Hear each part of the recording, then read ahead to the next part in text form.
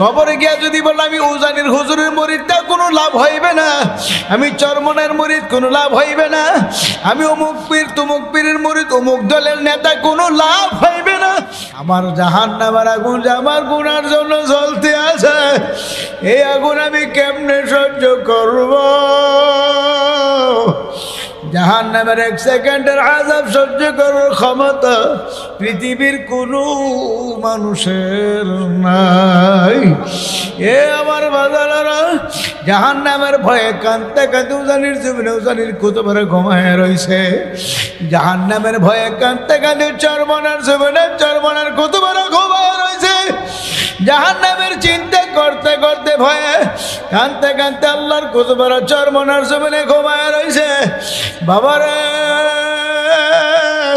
সারা পৃথিবীর বড় বড় বুজুর্গরা দিন যারা চলিয়া গেছে, এদের জীবনী তালাশ করে দেখতে পাইবেন জাহান্নামের ভয়ে তারা কতভাবে কাঁদছে। আল্লাহু আকবার।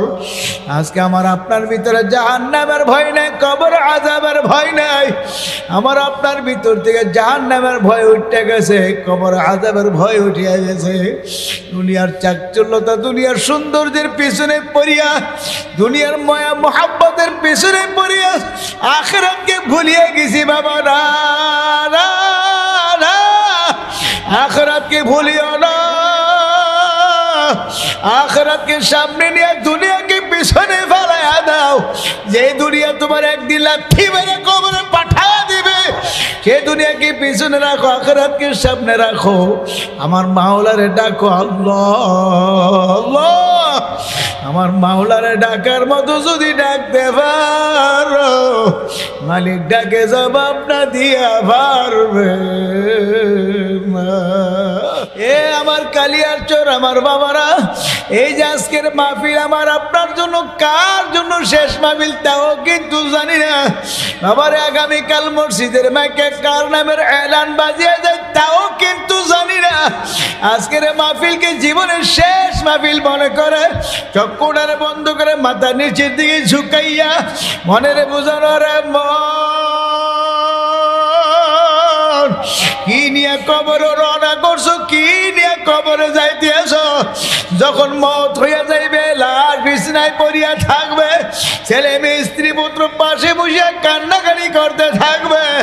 আমার আপনার জন্য কয়েকজন যে মসজিদের ইমাম সাহেবকে ভুলাইতে থাকবে, হুজুর উঠেন উঠেন, আব্দুল করিম, আব্দুল মালিক, আব্দুর রহমান আর দুনিয়াতে নাই। ইমাম সাহেব হুজুর ফজরের আযানের পরে মসজিদের মাইকে এলান করবে, অমুক আর দুনিয়াতে নাই।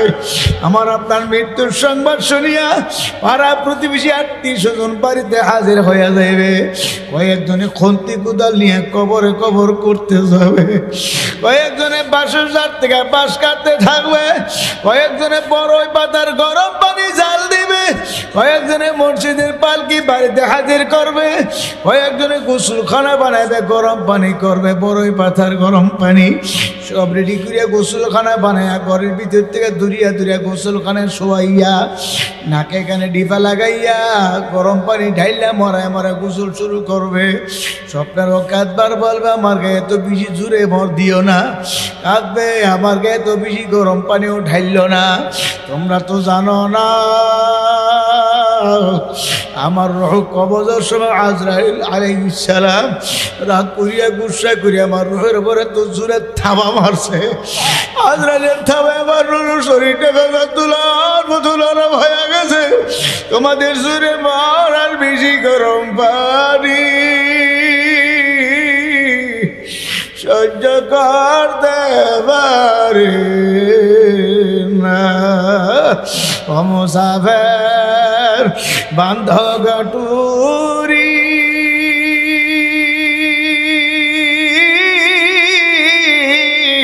বহু দূরে ঠিকানা, আজ ভি জানা কাল ভি জানা, খবর আখির ঠিকানা। এ কবর যাত্রীরা, মুসাফিরের দলেরা, কি নিয়ে কবরে রওনা করছো? কবর তো অন্ধকার পোকামাকড়ের ঘর। এই অন্ধকার ঘরে পোকামাকড় ঘরে কি নিয়ে রওনা করছো? আল্লাহর হাবিব তা বলছে, হে আমার উম্মতরা, কবরটা কেমন হইবে তোমরা কি জানো? আরো যেন কবরটা জান্নাতের বাগিচা হইবে। আল্লাহ আপনার কবর করি। আলিকাল কিতাবু লা রাইবা ফি। আমার মাওলার কালামের মধ্যে কোনো ভুল নাই, আমার মাওলার কোরআনের মধ্যে কোনো ভুল নাই। আমার মাওলার সত্য কালামের ভিতরে জান্নাতের বয়ান, জাহান্নামের বয়ান শুনাইছে। এর মধ্যে কোনো ভুল নাই, কোনো সন্দেহ নাই। আপনি মানেন না মানেন, আপনি বুঝবেন আর আপনার মাওলাই বুঝবে। আমাদের বলো, আমরা বলিয়া থইয়া যাই আল্লাহ আল্লাহ। আমার মাওলা কালামে পাকের মধ্যে ঘোষণা করছে, ওয়া আম্মা মান খাফা মাকাম রাব্বিহি ওয়া নাহান নাফসা আনিল হাওয়া ফাইন্নাল জান্নাতা হিয়াল মাওয়া। যে ব্যক্তি গুনাহ করার সুযোগ থাকার পরেও, গুনাহ করার সুযোগ আছে, কেউ দেখবে না, আমার মাওলা দেখবে, চিন্তা করে আমার মাওলার সামনে কিভাবে দাঁড়াবো সে ভয়েতে। গুনাহ করার শক্তি আছে, সমর্থ আছে, গুনাহ করার সুযোগ আছে, তবে গুনাহ করে নাই। আল্লাহ রাব্বুল আলামিন বলে, তোমার ঠিকানা হবে জান্নাতে। সবাই বলেন সুবহানাল্লাহ। আর যদি গুনাহ করার শক্তি থাকার পরও গুনার থেকে না ফিরিয়া যায়, আমার মাওলার দিকে খেয়াল আর ধ্যান নাই, গুনার কাজ করতেই থাকে, তবে ভালো করে তাও জানিয়ে রাখে, একটা কবিরা গুনাহ নিয়ে যদি কেউ তওবা ছাড়া কবরে যায়, একটা কবিরা গুনার জন্য কমপক্ষে ৭,০০০ বছর জাহান্নামের আগুনে জ্বলা লাগবে। ৭,০০০ বছর তো জাহান্নামের আগুনে জ্বলতে পারবো দূরের কথা, ৬০ সেকেন্ডে, একটা সেকেন্ডের আযাব সহ্য করতে পারবো না। আমার মাওলার কালাম সত্য, আল্লাহর হাবিবের হাদিসও সত্য। আল্লাহর হাবিব সাল্লাল্লাহু আলাইহি ওয়াসাল্লাম বলিয়া থইয়া গেছে, জাহান্নামের আগুন সম্পর্কে আল্লাহর হাবিব বলেন, আমি মেরাজে গিয়ে জান্নাতও দেখছি, জাহান্নামও দেখছি। জাহান্নামের আগুনে দিয়ে পরিদর্শন করতে আসি। আল্লাহর হাবিব বলে, দেখি জাহান্নামের সংখ্যা মহিলা বেশি। আল্লাহর হাবিব জিবরাইলকে বলে, জিবরাইল, মহিলাদের সংখ্যা তো বেশি কেন? জিবরাইল আলাইহিস সালাম বলে, মহিলাদের সংখ্যা বেশি হওয়ার কারণ হইল ওরা বেপরদা চলবে, সৌন্দর্যকে প্রদর্শনী করিয়া চলবে, স্বামীর কথা মানবে না, মা বাবার কথা শুনবে না, মানবে না, নিজের মন করা চলবে, এই জন্য তাদের সংখ্যা বেশি হইবে। এ পর্দার আড়ালের মা বোনেরা, ভালো করে জানিয়ে নাও, বুঝিয়ে নিয়ে গো মা। এই দুনিয়ার যে চুলার মধ্যে আগুন জ্বালে পাক শাক করবার তরকারি, এই আগুনের ভিতরে একটু হাত ঢুকায়, আঙ্গুল ঢুকায় পরীক্ষা করে দেখি গো মা, দুনিয়ার সামান্য আগুনে হাত বা আঙ্গুল রাখা যায় কিনা। যদি দুনিয়ার সামান্য আগুনে হাত বা আঙ্গুল 1 সেকেন্ডে রাখতে না পারো, তখন মনের বোঝা রে মন, দুনিয়ার সামান্য আগুনের ভিতরে 1 সেকেন্ড আগুনের ভিতরে হাত রাখতে পারি নাই। আমার জাহান্নামের আগুন আমার গুনার জন্য জ্বলতে আছে, এই আগুন আমি কেমনে সহ্য করব? জাহান্নামের 1 সেকেন্ডের আযাব সহ্য করার ক্ষমতা পৃথিবীর কোনো মানুষের নাই। এ আমার বাজারেরা, জাহান্নামের ভয়ে কাঁদতে কাঁদতে উজানির জীবনে উজানির কুতুবরে ঘুমায় রয়েছে। জাহান্নামের ভয়ে কাঁদতে কাঁদতে চরমনার জীবনে চরমনার কুতুবরে ঘুমায় রয়েছে। জাহান্নামের চিন্তা করতে করতে ভয়ে কাঁদতে কাঁদতে আল্লাহর কুতুবরে চরমনার জীবনে ঘুমায় রয়েছে। বাবারে, সারা পৃথিবীর বড় বড় বুজুর্গানের দিন যারা চলিয়া গেছে, এদের জীবনী তালাশ করে দেখতে পাইবেন জাহান্নামের ভয়ে তারা কতভাবে কাঁদছে। আল্লাহু আকবার। আজকে আমার আপনার ভিতরে জাহান্নামের ভয় নেই, কবর আযাবের ভয় নাই। আমার আপনার ভিতর থেকে জাহান্নামের ভয় উঠে গেছে, কবর আযাবের ভয় উঠিয়া গেছে। দুনিয়ার চাকচল্যতা, দুনিয়ার সৌন্দর্যের পিছনে পড়িয়া, দুনিয়ার মায়া মোহাব্বতের পিছনে পড়িয়া আখিরাতকে ভুলিয়ে গেছি বাবা। না না না, আখিরাতকে ভুলিও না। আখিরাতকে সামনে নিয়ে দুনিয়াকে পিছনে ফেলাইয়া দাও।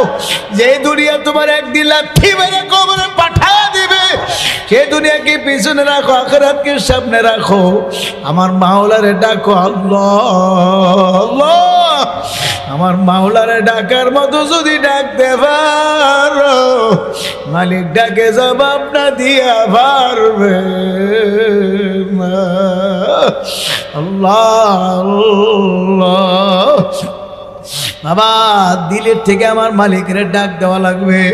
বনে ইসরায়েলের যুগে এক ব্যক্তি 30 বছর পর্যন্ত সনাম নামক মূর্তির সামনে দাঁড়াইয়া ইয়া সানাম ইয়া সানাম ইয়া সানাম কে ডাকলো। 30 বছর পর্যন্ত একটানা ডাকলো, কোনোদিন তো সনাম তার ডাকে জবাব দেয় না। একদিন ভুলে তার জবান আমার মাওলার একটা গুণবাচক নাম সিফতি নাম ইয়া সামাদ শব্দটা বের হয়ে গেল। ইয়া সামাদ শব্দ বের হওয়ার সঙ্গে সঙ্গে উপর থেকে জবাব আসলো, লাব্বাইকা ইয়া আব্দি।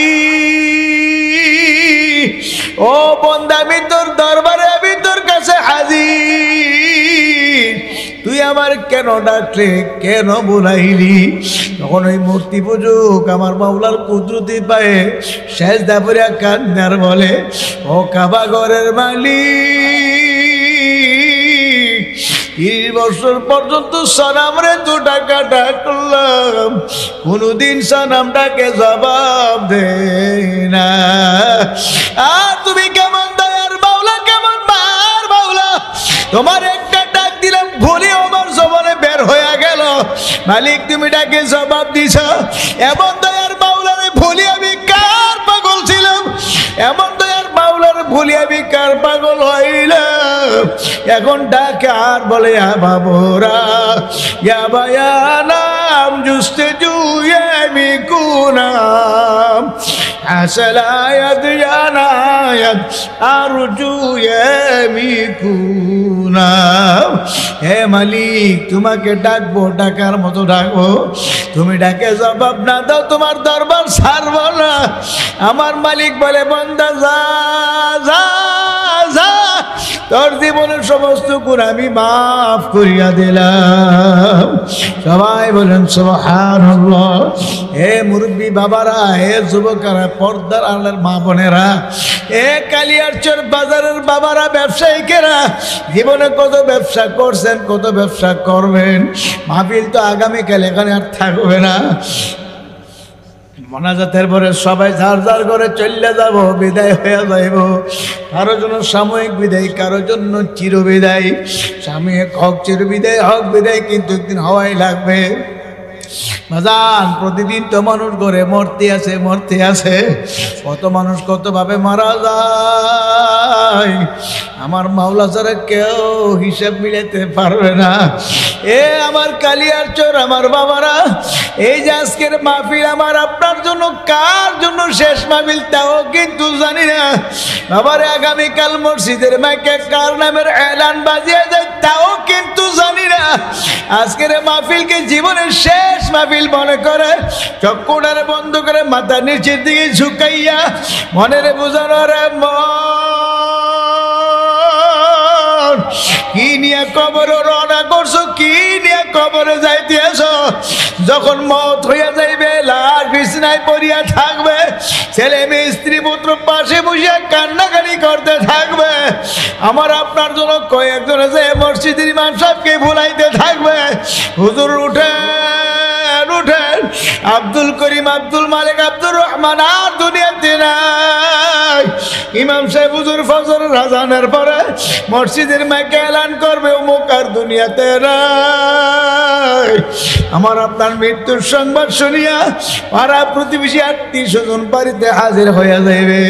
কয়েকজনে খন্তি কোদাল নিয়ে কবরে কবর করতে যাবে, কয়েকজনে বাঁশের জার থেকে বাঁশ কাটতে থাকবে, কয়েকজনে বড়ই পাতার গরম পানি জাল দিবে, কয়েকজনে মসজিদের পালকি বাড়িতে হাজির করবে, কয়েকজনে গোসলখানা বানাবে, গরম পানি করবে, বড়ই পাতার গরম পানি সব রেডি করিয়া গোসলখানা বানাইয়া ঘরের ভিতর থেকে দূরিয়া দূরিয়া গোসলখানায় শোয়াইয়া নাকে কানে ডিপা লাগাইয়া গরম পানি ঢাইলা মরায় মরা গোসল শুরু করবে।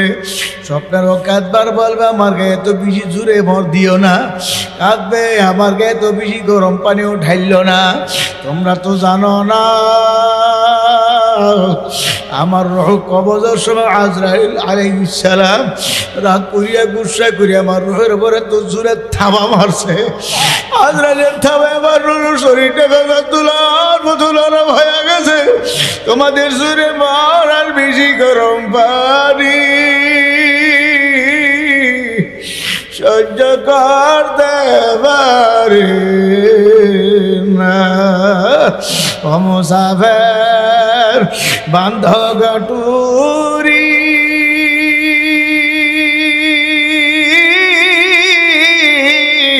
বহু দূরে ঠিকানা, আজ ভি জানা কল ভি জানা কবর আখির ঠিকানা। এ কবর যাত্রীরা মুসাফিরের দলেরা কি নিয়ে কবরে রওনা করছো?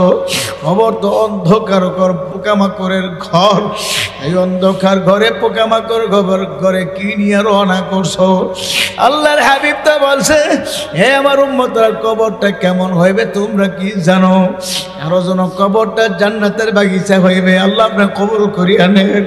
কারো যেন কবরটা জাহান্নামের আগুনের কুয়া হয়ে যাইবে। জাহান্নামের আগুনের কুয়া হইলে কি অবস্থা হইবে এবার ভালো করে জানিয়ে নিও। এ আল্লাহর বন্ধুরা আমার আপনার বাবারা এই জাহান্নামের আগুন সহ্য করার ক্ষমতা নাই। আল্লাহ জাহান্নামের বয়ান করতে গিয়ে আল্লাহর হাবিব বিনে বিনে কান্দে, চোখের পানি ছাড়ে। আল্লাহর হাবিব উম্মতের মায়ের আল্লাহ তাহাজ্জুদের নামাজে দাঁড়ায় দাঁড়ায় বিনে বিনে কান্দে। আম্মা জান আয়েশা রাদিয়াল্লাহু আনহা বলে আমি আমার হুজরার ভিতর থেকে কান্নার আওয়াজ শুনতে পাই। বাতের মার যেভাবে উঠলায় ভোগ ভোগে পাগল হয় এরকম আওয়াজ নবীজির সিনার থেকে শুনতে পাই। আল্লাহর হাবিবকে বলে ইয়া রাসূলুল্লাহ আপনি এমন ভাবে কেন কাঁদেন? আপনার তো কোনো গুনাহ নাই। আল্লাহর হাবিব বলছিল আয়েশা আমি কান্দি উম্মতের মায়ায়, আমার এতিম উম্মতের জাহান্নামের আগুন সহ্য করতে পারবো না। আমি আমার উম্মতের জন্য কান্দি, আমার উম্মতের কি উপায় হইবে? এ বাবা জাহান্নামের আগুন কেমন ভয়ানক আগুন। আল্লাহর হাবিবের দরবারে জিবরাইল আমিন একদিন আসলো। জিবরাইল আলাইহিস সালামের গালের দাড়ি কেমন পুরা পুরা, গালের মধ্যে পুরা কালো ঠসাটা গুইটে আছে। আল্লাহর হাবিব বলে জিবরাইল তোমার গালের এরকম ঠসাটা কেন, এরকম ঠসা উঠে পুইরে গেছে কেন? হযরত জিবরাইল বলে ইয়া রাসূলুল্লাহ আজকে আপনার দরবার আসার আগে আল্লাহ রাব্বুল আলামিন বলছে 500 বছর রাস্তা দূর দিয়া জাহান্নামের একটা চক্কর দিয়া তারপর আপনার কাছে আসতে। হুজুর 500 বছর রাস্তা জাহান্নাম থেকে দূরে, এর তো দূর দিয়ে আমি একটা চক্কর দিতে যাইয়া এই যে জাহান্নামের আগুনের হিট আমার কি চেহারার মধ্যে লাগছে, এতে আমার চেহারা পইরা গেছে। সুবহানাল্লাহ, আল্লাহু আকবার, আল্লাহ আল্লাহ। আল্লাহর হাবিব কান্দে বিনে বিনে থর থর করে। আল্লাহর হাবিব কান্দে কি রে তুমি তোমার একদম মশহুর ফেরেশতা, জলিল কদর ফেরেশতা, তোমার চেহারার মধ্যে যদি 500 বছর রাস্তা দূর দিয়ে জাহান্নামের আগুন হিট লাগতে পারে, আমার উম্মত কেমনে জাহান্নামের আগুন সহ্য করবে? আমার উম্মত এই আগুন সহ্য করতে পারবে না। এ বাবারা দলাদলি ছাড়ো, জাহান্নামের আগুন থেকে বাঁচো বাবা, দলাদলি ছাড়ো। আল্লাহ আল্লাহ আল্লাহ, 5 ওয়াক্ত নামাজ পড়ো, রমজানে রোজা রাখো বাবা। হজের তৌফিক থাকলে জীবনে একবার হজ ফরজ আদায় করিয়া নেও। যাকাত দেওয়ার নেশাব পরিমাণ মাল থাকলে বছরে হিসাব করে যাকাত প্রদান করিও। সর্বাবস্থায় ইমান হালত থাইকো, জিকির আজকার কইরো, সুন্নত তরিকায় চলল, হালাল হারাম তুমিজ করে খাইও বাবা।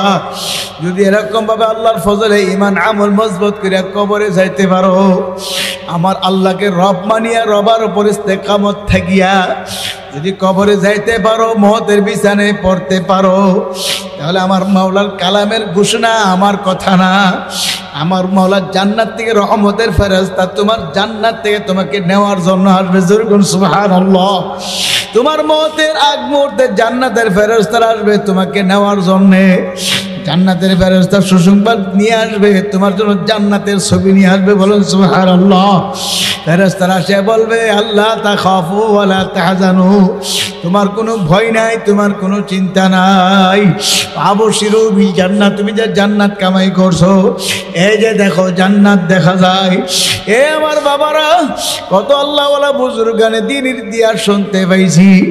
আমাদের বিবারিয়ার মুফতি নুরুল্লাহ সাহেব রহমাতুল্লাহ আলাইহি, ওনার শ্বশুরের ইন্তেকালের আগে ওনার শ্বশুর অসুস্থ অবস্থায়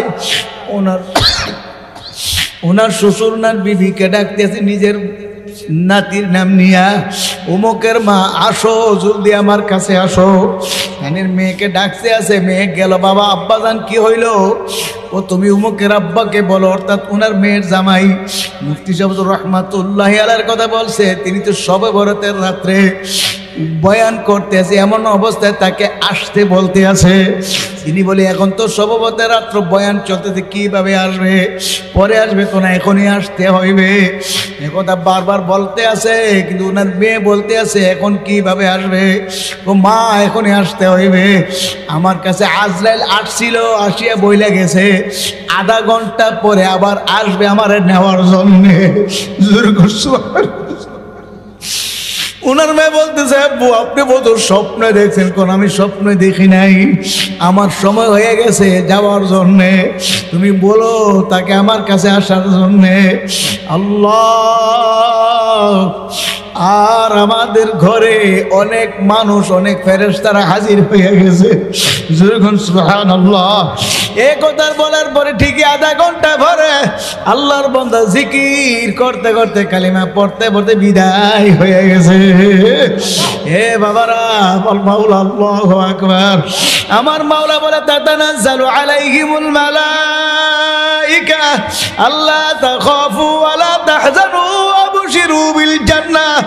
আমার মাওলা বলে, যারা ঈমান আনার পরে আমার আল্লাহকে রব স্বীকার করার পরে ইস্তেকামত থাকতে পারবে, আমার আল্লাহ এরকম বান্দা বান্দির মওতের সময় রহমতের হাজার হাজার ফেরেশতা নাজিল করে। সুবহানাল্লাহ। ফেরেশতারা আসিয়া বলে, তোমার কোনো ভয় নাই, তোমার কোনো চিন্তা নাই, তুমি যে জান্নাত কামাই করছো, এই যে জান্নাত দেখা যায়। এ বাবা, আমার আম্মাজান অন্ধ ছিল, চোখে দেখতো না। আব্দুল মালেক ফয়েজি কালো না সুন্দর কোনোদিন দেখে নাই। আমার আম্মাজান ইন্তেকালের সময় আমরা পাশে বসা সূরা ইয়াসিন তেলাওয়াত করতে আছি। সূরা ইয়াসিনের ফজিলতের মধ্যে লেখছে, ওমর শরীফের পাশে বসে কেউ যদি সূরা ইয়াসিন তেলাওয়াত করে, প্রতিটা হরফের বিনিময়ে 10 জন ফেরেশতা নাজিল হয়। আল্লাহ, আমরা তালাওয়াত শেষও করতে পারি না। আমার আম্মাজান বলতে আছে, তোমরা সরো, আমাদের ঘরে আলেম ওলামা ভরপুর হয়ে গেছে। আমার এক ছেলে বলে, দাদু কই আলেম ওলামা তো আমরা দেখি না। বলে, তোরা দেখবে না, আমাদের ঘরে আলেম ওলামা জায়গা হইতে আছে না, তোরা সাইড হো, জায়গা দে, আলেম ওলামাদেরকে বসতে দাও, আলেম ওলামাদের বসতে দাও। আর আমার বড় ছেলের নাম নিয়ে বলছিল, অমুকের বউ যেন ঘরে না আসে, পর্দার খেলাফ হয়ে যাইবে। আল্লাহর বান্দির জীবনে কোনোদিন চোখের গুনাহ করে নাই, আল্লাহর বান্দির চোখের গুনাহ কোনোদিন করে নাই। আওয়াবিনের শাক বাচ্চা আসতে তাহাজ্জুদের নামাজও সারে নাই। আল্লাহর বান্দি জিকির আজকার করতেন, নসিব আদায় করতেন। আল্লাহু আকবার। আল্লাহর বান্দির মহতের সময় আমার বোন জান্নাত দেখায় মরণ দান করছে, যেরকম সুবহানাল্লাহ। আল্লাহর বান্দি এরকম উপর দিকে একটু তাকাইছে, এর মধ্যে দেখি আর দুনিয়াতে নাই। আল্লাহ আবারে এরকম কোন কষ্ট হয়েছে আমরা তা বুঝতেও পারি নাই। আমি তো আমার আম্মাজানের মাথার কিনারে বসা ছিলাম, একটু নাড়াচাড়াও দেয় নাই, মাত্র একটু উপরে দিয়ে এরকম চক্করটা ঘোরাইছে, এর ভিতরে চলে গেছে। আল্লাহর বন্ধুরা, ইমান আমল নিয়ে কবরে যাইতে পারলে এমন নিয়ামত মাওলা দান করবে। আর যদি না ফরমানি করে কবরে যান, বাবা আপনার কবর আপনি যাবেন, আমার কবর আমি যাইব। যার যার কবরে তার তার যাওয়া লাগবে। একজনের কবর আর একজন যাবে না, স্বামীর কবরে স্ত্রী যাবে না, স্ত্রীর কবরে স্বামীও যাইবে না, ছেলে যাবে না বাবার কবরে, বাবা যাবে না ছেলে মেয়ের কবরে। যার যার কবরে তার তার যাওয়া লাগবে। তবে কবরে কামাই করিয়া কবরে যাওয়া লাগবে। কবরে কামাই না করিয়া, না ফরমানি করিয়া যদি মতের বিছানায় হইরা যাও, তবে দেখতে পারবা জাহান্নামের আগুন ধাউ ধাউ করে জ্বলতে আছে। আজরাইলের চেহারা আল্লাহু আকবার। চক্ষু ঘুরান্টি মারিয়া যখন খবিসের না ফরমানের দিকে তাকিয়ে বলবে, খবিস দুনিয়াতে থাইকা আমার মাওলার নিয়ামত খাইয়া, আমার নিয়ামত মাওলার নিয়ামত ভোগ করিয়া, মাওলার হুকুম মানুষ নাই, ফজরের সময় তোরে পাই নাই, জোরে পাই নাই, আসরে মাগরিবে এশায় তোরে পাই নাই। খবিস এখন সময় গেছে দরিয়া নেওয়ার জন্য, আয়। আসতে চাইবে না, দৌড়াদৌড়ি ছুটাছুটি করতে থাকবে। ও কোথাও গিয়ে পালাবার জায়গাও পাইবে না। আমার মাওলা হুকুম করবে, ধর ওটারে ধরিয়া ল, না ফরমানে রোহ এমনি আসতে চাইবে না। এখন এমন ভাবে বড় বড় নখ বিশিষ্ট হাত, আজরাইলের হাত মুখের ভিতরে ঢুকাইয়া রোহর মধ্যে এমন ভাবে খপ করিয়া ধরিয়া থাবা মারিয়া এমন জোরে টান দিবে, কলিজাটা টাস টাস করে সিরিয়া ফালাবে। আবার এমন সিরা সিরবে,